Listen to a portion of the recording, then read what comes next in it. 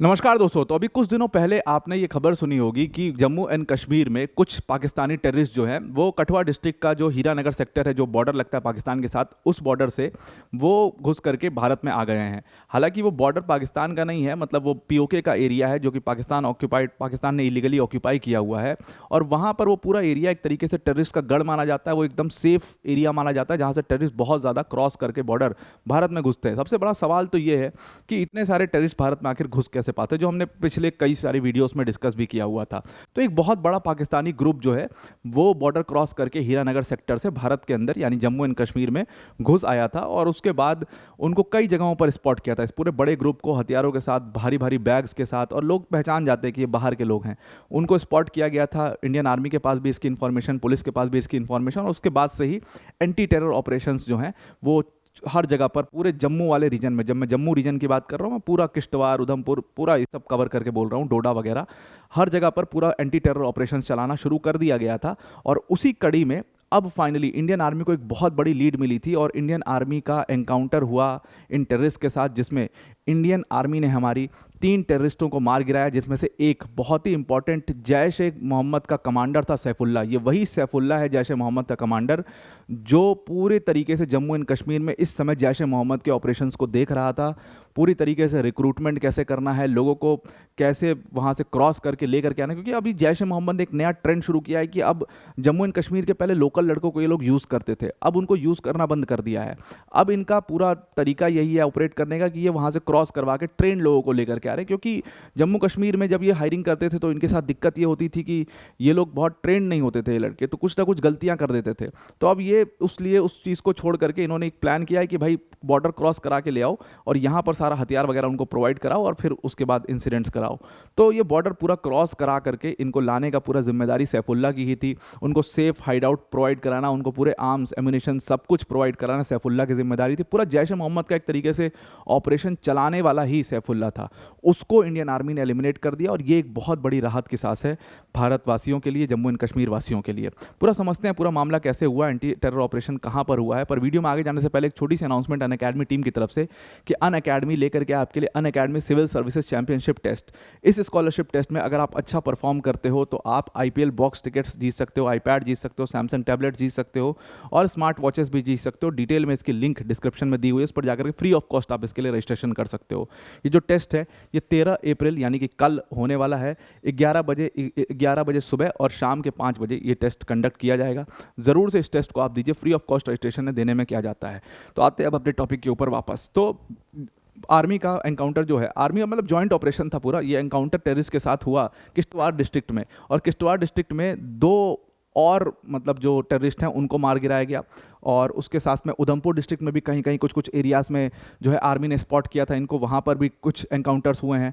तो टोटल कहा जा रहा है कि 5-6 टेररिस्ट को इसमें मार गिराया गया। लेकिन जो सबसे 2 इंपॉर्टेंट 3 टेररिस्ट जो जिनको मारा गया है वो 3 टेररिस्ट थे। एक का नाम सैफुल्ला, जो मैं आपको बता चुका हूँ, फरमान और बादशाह। ये 3 टेररिस्ट जैश ए मोहम्मद के ऑपरेटिव्स थे। पूरी तरीके से इनके पास से कुछ मैप्स बरामद हुए हैं, पूरी इनकी पहचान बरामद हुई है।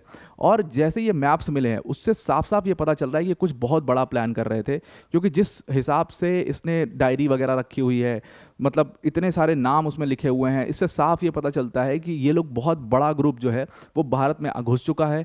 और अब ये छोटे छोटे ग्रुप बना करके ऑपरेट करने की कोशिश कर रहे हैं। और एक एक व्यक्ति, ये सैफुल्ला, फरमान, बादशाह, इनके ऊपर 5-5 लाख रुपए का इनाम था। आप समझ सकते हो इसी से कि कितना ज़्यादा मतलब ये बड़े टेररिस्ट रहे होंगे और जिनकी तलाश इंडियन आर्मी को बहुत लंबे समय से। ये सैफुल्ला को एक बार और ट्रैक डाउन किया गया था।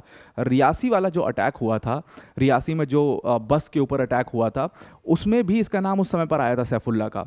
और उसके बाद से ये फिर पुलिस, ये कभी इंडियन आर्मी को मिला नहीं, ये गायब हो गया, अंडरग्राउंड हो गया, जो भी रहा। उसके बाद ये फिर से अब एक्टिव हुआ था और इंडियन आर्मी को इसकी खबर मिली थी लगातार। पिछली बार जब हम डिस्कस कर रहे थे ये इस खबर को, जम्मू एंड कश्मीर वाली, तो पिछली बार भी इसका नाम सैफुल्ला जो है वो आया था। मैंने हालांकि इसका नाम डाला नहीं था उसमें, क्योंकि मुझे लगा कि इट इज़ अनदर नेम जो बार बार आता रहता है। लेकिन बाद में फिर जब मैं इसके ऊपर पढ़ रहा था तो पता लगा कि जैश ए मोहम्मद का एक बड़ा ही इंपॉर्टेंट कमांडर है, जिसके ऊपर इंडियन आर्मी को बहुत सालों से इसको खोज रही है। और ये पूरी तरीके से मतलब जैश ए मोहम्मद को एक तरीके से चला रहा है जम्मू एंड कश्मीर में। तो ये इट्स अ बिग थिंग कि इसको एलिमिनेट कर दिया गया है। और एक तरीके से जैश ए मोहम्मद की कमर इंडियन आर्मी ने तोड़ दी है जम्मू एंड कश्मीर में, जब सैफुल्ला को मार दिया गया। तो सैफुल्ला, फरमान और बादशाह, 5-5 लाख रुपए का इनके ऊपर इनाम था। तो पहले एक को मारा गया और उसके बाद 2 जो है वो बच करके निकल रहे थे वहाँ से, फिर लेटर उनको स्पॉट करके उन दोनों को भी मारा गया। अब इन लोग को ना एक्चुअल में क्या है कि एक तो ये बाहर से जब आए हैं तो इनको ना लोग जो है बहुत अच्छे से पहचान ले रहे हैं कि ये जम्मू एंड कश्मीर के नहीं है भाई, कहीं के भी हों, जम्मू कश्मीर के नहीं है ये, क्योंकि अलग से बोलचाल है इनकी, अलग से चाल ढाल, अलग से दिखना, पहनावा, सब कुछ अलग है इनका। तो कपड़े उपड़े से ये लोग पहचान में आ जा रहे हैं। तो कई जगहों पर इनको स्पॉट किया गया, इसीलिए पुलिस के लिए, आर्मी के लिए, सबके लिए बहुत आसान हो पा रहा है कि इनको स्पॉट करके इनको मार देना, क्योंकि खबर इतनी सारी इनको मिल जा रही है। अब ये पूरा एक जॉइंट ऑपरेशन था और इसमें ज़्यादा जो इंटेलिजेंस वाला काम किया था वो एसओजी जम्मू एंड कश्मीर में किया था।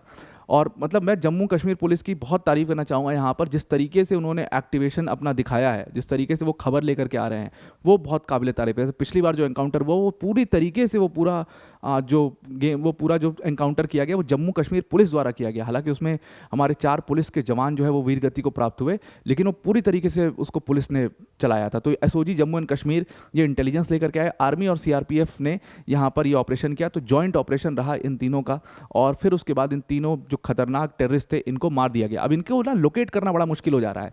हो क्या रहा है कि एक तो ये घना जंगल है, पूरा किश्तवाड़ उधमपुर पूरा घना जंगल, और घने जंगल में छिपे हुए हैं, और वहाँ पर इस समय चल रही बर्फ़, और बर्फ़ के वजह से और घने जंगल की वजह से अंधेरों में इनको बहुत मुश्किल हो जा रहा है इनको लोकेट कर पाना। इंडियन आर्मी को तो हेलीकॉप्टर रिक्वेस्ट करना पड़ा, हेलीकॉप्टर लगाना पड़ा इनको स्पॉट करने के लिए, और तब जा करके इनको अभी एलिमिनेट कर पाई है हमारी इंडियन आर्मी।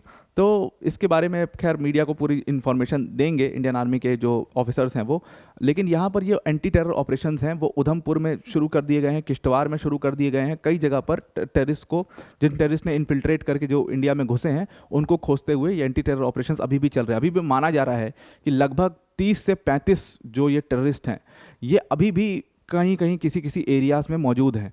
ऐसा कई सारी रिपोर्ट्स, कई सारे न्यूज़पेपर्स में कटिंग्स में निकला हुआ है कि ये अभी भी बड़ी संख्या में कहीं कहीं पर छिपे हुए हैं।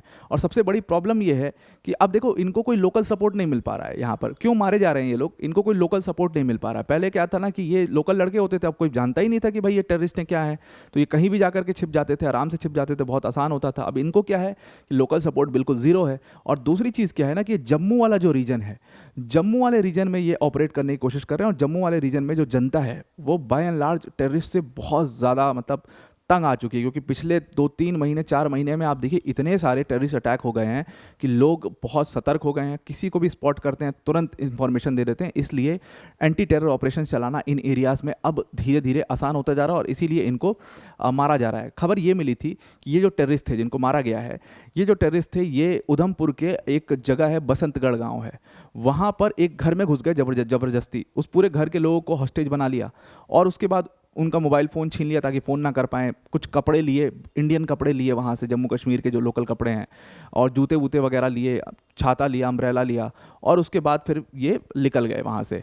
ऐसे ही एक और खबर आई थी, अप्रैल 3 को ये खबर आई थी कि 2 टेररिस्ट इसी तरीके से, अलग टेररिस्ट थे वो, उधमपुर के एक और घर में घुस गए हैं, वहाँ पर भी हॉस्टेज बना लिया और सेम खाना वाना खाया वहाँ पर, और उसके बाद उनके कपड़े उपड़े लिए, मोबाइल फ़ोन, इनका एक बस कॉमन चीज़ है कि मोबाइल फ़ोन छीन लेते हैं लोगों का, और मोबाइल फ़ोन लेके चले जाएं ताकि फ़ोन ना कर पाएँ ये।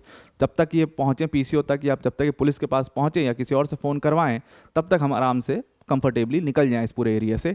ये इनका पूरा मोडस ऑपरेंडाई रहता है, और इसलिए इनके बारे में खबर मिली थी। अब पिछले बार जो ये खबर आई थी ये एक्चुअल में मार्च 23 को आई थी कि एक कपल ने, मैंने आपको बताया था ना, एक वुड लकड़ी काटने के लिए कपल जो है वो जा रहा था जंगल में। वहाँ जंगल में इन्होंने कम से कम बोला, उस पूरे कपल ने बोला कि 50-60 लोग एक साथ, मतलब अलग जगह से, लग रहा था कि साफ साफ अपने देश के लोग नहीं हैं, वो स्पॉट किए और वो जाते हुए दिखाई दिए। तो उसने तुरंत पुलिस को इन्फॉर्म किया कि इतने सारे लोग दिखाई दिए हैं। तो वो मार्च 23 को वो घटना मिली थी, और फिर पुलिस जो है पूरा एंटी टेरर ऑपरेशन अपना चलाई, और उसमें फिर 27 मार्च को इनको स्पॉट किया गया कुछ लोगों को कठुआ डिस्ट्रिक्ट में ही, वहीं पर जहां पर इन्होंने बॉर्डर क्रॉस किया था हीरानगर से, वहीं पर इनको स्पॉट किया गया, और वहां पर एक एनकाउंटर हुआ जिसमें हमारे 4 पुलिस के जो जवान थे वो वीर गति को प्राप्त हो गए, लेकिन 2 टेररिस्ट भी उसमें मारे गए थे। अब एक बड़ा लीड इसमें आया कि सैफुल्ला को ही मार गिराया इंडियन आर्मी ने, और ये बहुत बड़ा राहत के साथ है।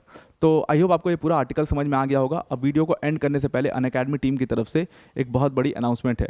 देखिए, अनअकैडमी आपके लिए लेकर के आ रहा है Unacademy civil services championship test, और ये civil civil services championship test होने वाला है अप्रैल 13 को सुबह 11 बजे और शाम के 5 बजे। फ्री ऑफ कॉस्ट आप इसके लिए रजिस्टर कर सकते हो और डिस्क्रिप्शन में उसकी लिंक दी हुई है, उस पर जाकर के आप फ्री ऑफ कॉस्ट रजिस्टर करिए। इस टेस्ट में आप अगर अच्छा परफॉर्म करते हैं, आप IPL box tickets, iPad, Samsung tablet, smart watches, ये सारी चीज़ें जीत सकते हैं। 100% तक की स्कॉलरशिप आपको इसमें मिल सकती है अनअकैडमी के सारे कोर्सेज के ऊपर। तो आई होप आपको पूरा आर्टिकल समझ में आ गया होगा। आज के लिए इतना ही। Thank you and have a nice day.